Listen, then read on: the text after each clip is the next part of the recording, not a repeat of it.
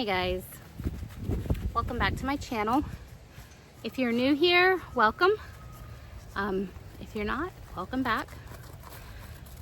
So this January we planted these potato barrels together, and now it's time to go ahead and harvest them. So we are going to go ahead and we are going to harvest the red potatoes that we planted in the front barrels. The back barrels we're going to leave a little longer because the plants are still dying.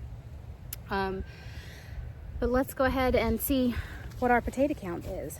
So I have these portable pots that I'm going to use to put them in, and that will be our little collection. This is I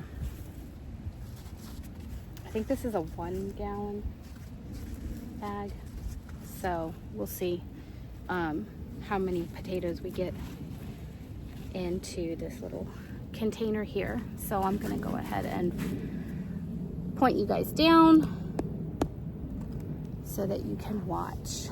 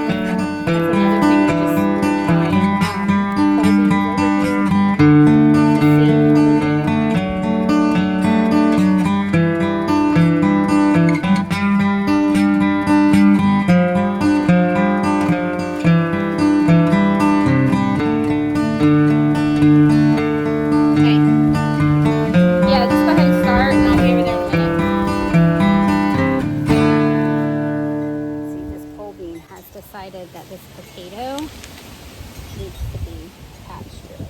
So, do.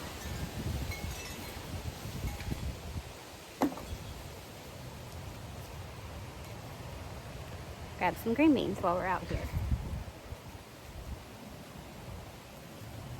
I just went to the local feed store because I'm not trying to order them. Our corn did not germinate well at all.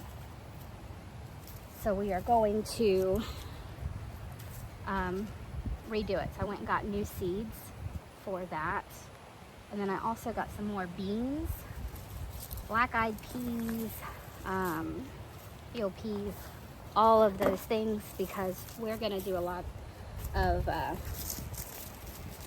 we're going to do it as a cover crop that we are also going to harvest from. And that's because, well, number one, I don't have very many cans of green beans or dried beans like that to keep. So we need to focus on getting that up, but also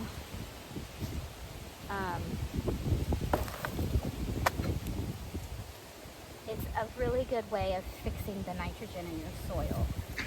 And this whole time, and I promise I'm working on this video to show you where we came from.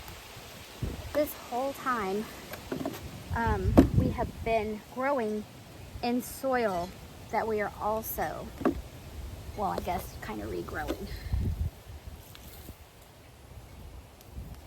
Do you need help? No. Well, then get started. All right.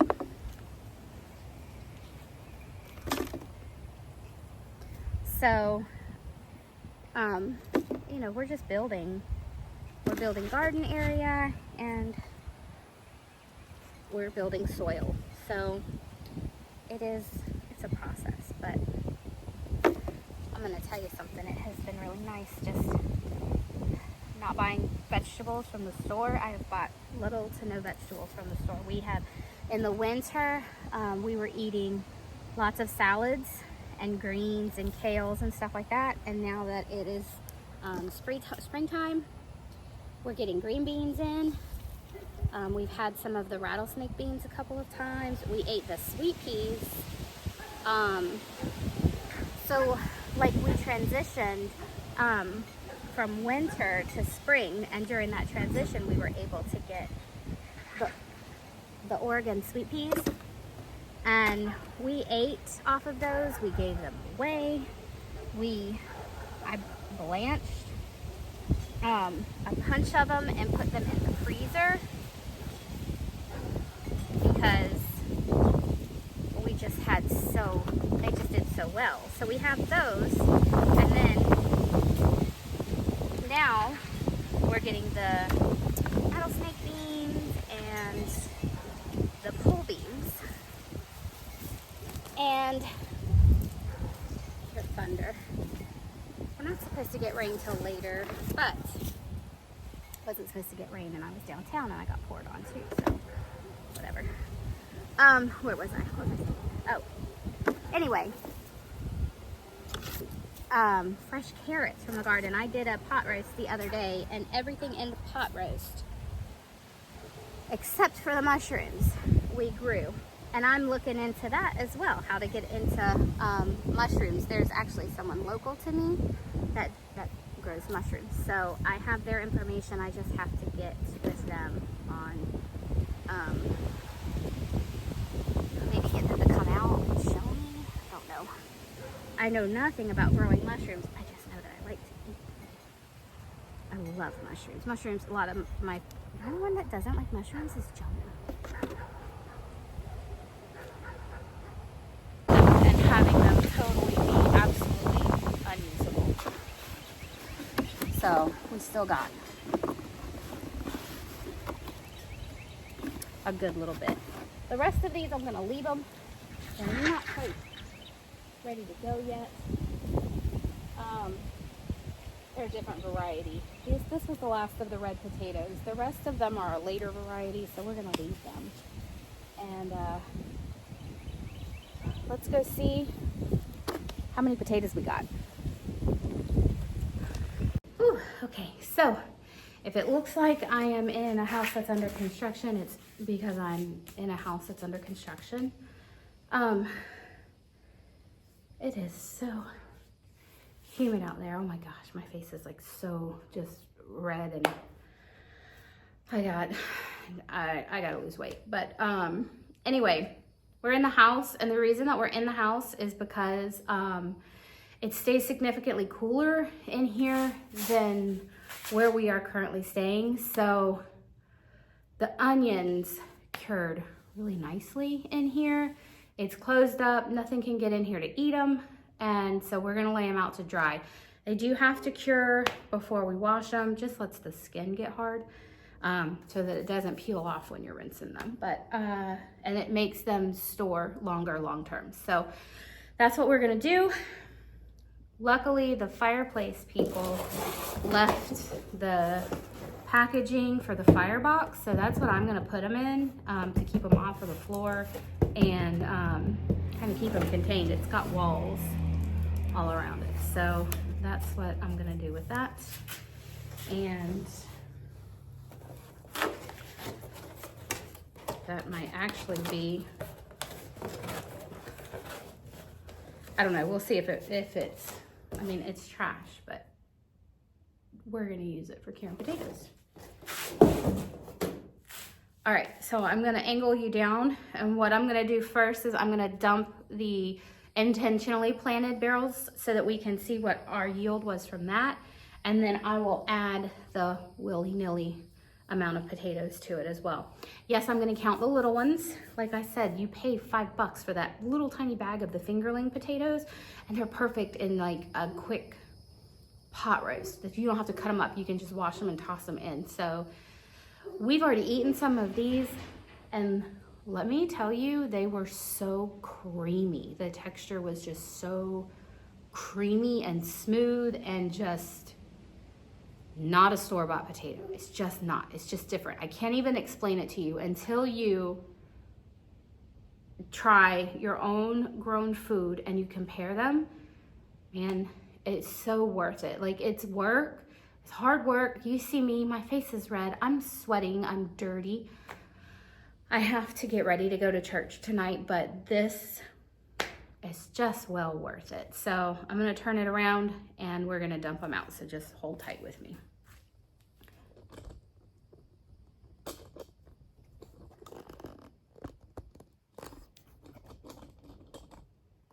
Okay, is that, yeah, okay, that's angled pretty good. So I'll do the smaller bag first.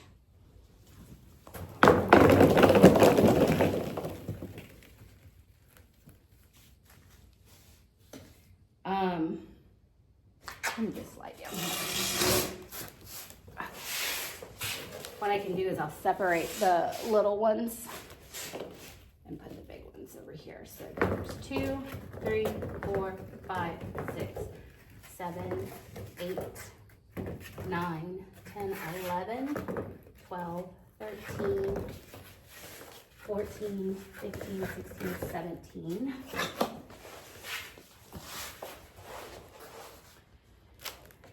18, 19, 20, 21, 22, 23, 24, 25, 26, 27, 28, 29. I'm gonna count that as 29. You know what? 30. I stole one from the other bucket, so we'll count the fingerlings that I'm calling fingerlings. There's 3, 4, 5, 6, 7, 8, 9, 10, 11, 12, 13, 14, 15, 16, 17, 18, 19, 20. 1, 2, 4, 26, 28. I'm gonna say there's 30 of those too. Even though some of these littler ones are still little potatoes, but I'm not counting them. Okay, So 30 in the half size. So let's count the big bag. So there's 31, 32, 33, 34, 35, 36, 37, 38, 39, 40, 41, 42, 43, 44, 45, 46, 47, 48, 49, and 50. Now some of these potatoes are not perfect, but we'll fix that when we cook with them. 51, 52, 53, 55, 56, 57, 58, 59, 60, 61, 62, 63, 64, 65, 66,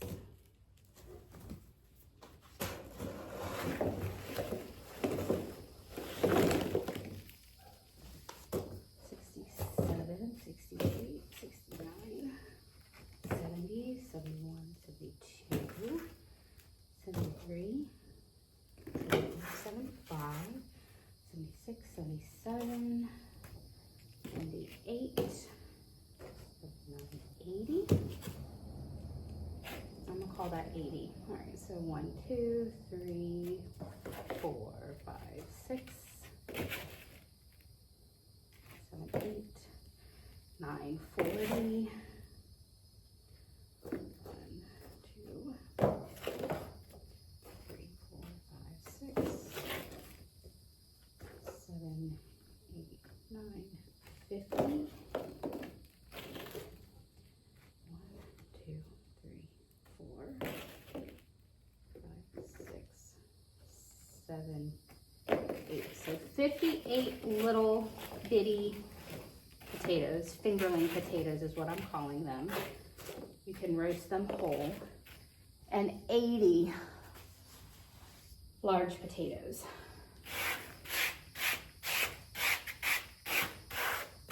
That's a pretty good harvest off of a 10-pound bag of starter potatoes. No, yeah, it was either a 5 or 10-pound bag of starter potatoes, seed potatoes. So, all right, let's count our willy-nilly bucket.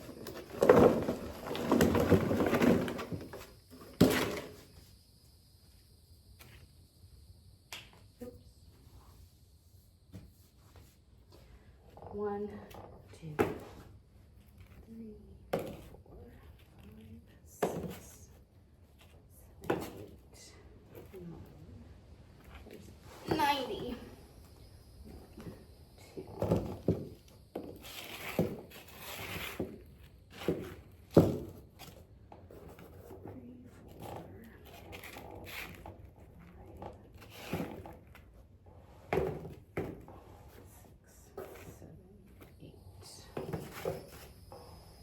you know what, 9.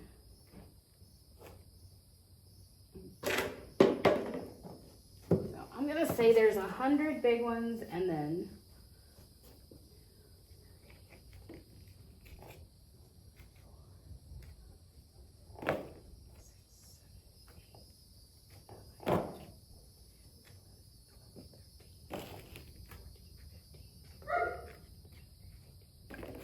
so what was that around?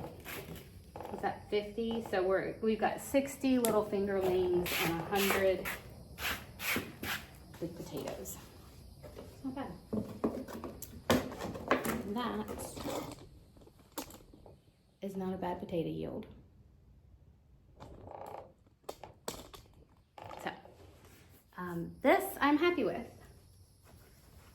So, and like I said, this is just one variety of potatoes. We planted 3 different varieties. We did the red, the white, and the gold.